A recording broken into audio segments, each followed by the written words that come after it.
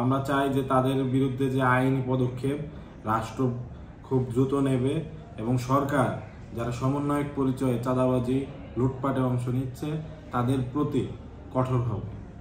বৈষম্য বিরোধী ছাত্র আন্দোলনের যাত্রা শুরু করে একেবারে জুলাইয়ের শুরু থেকে তো 24-এর গণ অভ্যুত্থানে বৈষম্য বিরোধী ছাত্র আন্দোলন নেতৃত্ব দিয়েছে, এটি ঐতিহাসিকভাবে স্বীকৃত। তো আমরা যখন বৈষম্য বিরোধী ছাত্র আন্দোলনের সমন্বয়ক ছিলাম তখন আমাদের সামনে বাংলাদেশকে নতুনভাবে গড়ে তোলার একটি আকাঙ্ক্ষা ছিল, বাংলাদেশকে নতুন রূপ দেওয়ার একটি আকাঙ্ক্ষা ছিল। সেই জায়গা থেকে আমরা আমাদের জায়গা থেকে পরিপূর্ণভাবে সততা বজায় রেখেছি। এরপরও এখন আজকে 2025 সালের এসে কেউ যদি সমন্বয়ক পরিচয় দেয় আসলে সেটির কিন্তু কোনো যৌক্তিকতা নেই। এখন যারা আসলে সমন্বয়ক পরিচয়ে বৈষম্য বিরোধীর নাম খারাপ করছে তারা এই শহীদের রক্তে রাঙা যে ব্যানারটি, সেই ব্যানারটিকে তারা ব্যক্তিগত স্বার্থে ইউজ করছে বলে আমরা মনে করি। সেই জায়গা থেকে অলরেডি বৈষম্য বিরোধী ছাত্র আন্দোলন কিন্তু পদক্ষেপ নিয়েছে এবং সারা বাংলাদেশে কেন্দ্রীয় কমিটি ব্যতীত সকল কমিটি কিন্তু স্থগিত করা হয়েছে এবং সেখানে কিন্তু কেউ আর এখন তাদের যে সমন্বয়ক পরিচয় এটি আর দিতে পারবে না। ইতোপূর্বে নাহিদ ইসলাম কিন্তু একটি সংবাদ সম্মেলনেও বলেছেন যে এই মুহূর্তে সমন্বয়ক পরিচয় আর এক্সিস্ট করে না, যেহেতু তিনি বৈষম্য বিরোধী ছাত্র আন্দোলনের 1 নং সমন্বয়ক এবং তার অথরিটি যদি অনুক্রম অনুযায়ী বিবেচনা করি সবচেয়ে বেশি, সেহেতু তিনি কিন্তু একজন সাবেক সমন্বয়ক হিসাবে কিন্তু কথাটি ইতোপূর্বেই বলে গিয়েছেন। তো আমাদের জন্য এটি অত্যন্ত লজ্জাজনক এবং বেদনাদায়ক যে বৈষম্য বিরোধী ছাত্র আন্দোলনের সমন্বয়ক পরিচয় দিয়ে এখনো অনেকে চাঁদাবাজি করে, অনেকে লুটপাট দুর্নীতিতে জড়াচ্ছে। এটি আসলে আমরা ভাবি এরকম যে যখন একটি শহীদ পরিবারের সদস্য কিংবা আহত সে যখন এই নিউজটি দেখে তখন তার কি অনুভূতি হয়। তো সেই জায়গায় কিন্তু আমরা কি তাদের সামনে গিয়ে আবার পরিচয় দিয়ে আমরা তাদের সামনে দাঁড়াতে পারবো? সেই সুযোগটি কিন্তু তারা রাখছে না। তো আমরা চাই যে তাদের বিরুদ্ধে যে আইনি পদক্ষেপ রাষ্ট্র খুব দ্রুত নেবে এবং সরকার যারা সমন্বয়ক পরিচয়ে চাঁদাবাজি লুটপাটে অংশ নিচ্ছে তাদের প্রতি কঠোর হবে। এই মুহূর্তে নির্বাচন নিয়ে প্রস্তুতির চাইতে বড় কথা আমাদের সংগঠনের কথা যদি বলি, আমাদের লক্ষ্য সংগঠনটাকে আগে শক্তিশালী করা, তৃণমূলে পৌঁছে দেওয়া। আর নির্বাচন তো অবশ্যই হবে এবং জাতীয় নাগরিক পার্টি ইতোমধ্যে তার প্রস্তুতিও গ্রহণ করছে।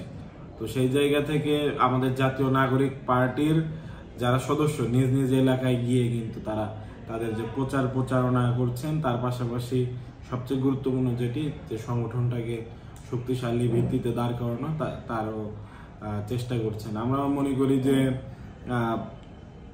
প্রধান উপদেষ্টা যে একটি সময়সীমা দিয়েছেন সেই সময়সীমার মধ্যে নির্বাচন অনুষ্ঠিত হবে। তার আগে প্রধান উপদেষ্টা আমাদের কাছে যে প্রতিশ্রুতি দিয়েছেন যে প্রত্যাশিত সংস্কার এবং বিচার সেটি আমরা দেখতে পারবো। যদি আমরা দেখি যে তিনি তার কথা রাখতে পারেননি তাহলে এই কথার উপরে ভিত্তি করে আসলে যেহেতু তার এই প্রধান উপদেষ্টার পদটি নেওয়া এবং তিনি স্বীকার করেছেন যে ছাত্র জনতাই তাকে সেই আসনে বসিয়েছে, তো তার অবশ্যই জবাবদিহিতা করতে হবে, তারপর তিনি নির্বাচনে যেতে পারবেন। গোপালগঞ্জে যে হামলার বিষয়টি হয়েছিল সেটি আপনি কিভাবে দেখেন?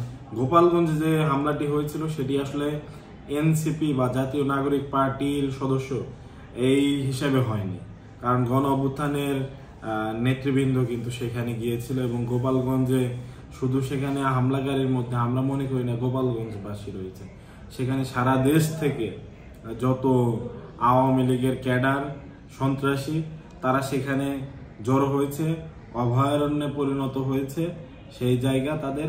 তো সেই জায়গায় কিন্তু তাদেরকে আমরা শুনেছি যে বাইরে থেকে ফান্ডিংও করা হচ্ছে।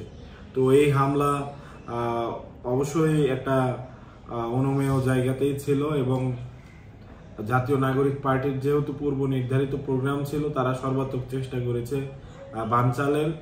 আইন শৃঙ্খলা বাহিনী বিশেষত গোয়েন্দা সংস্থা কিন্তু তাদের এই রিপোর্ট পরিপূর্ণভাবে দিতে ব্যর্থ হয়েছে।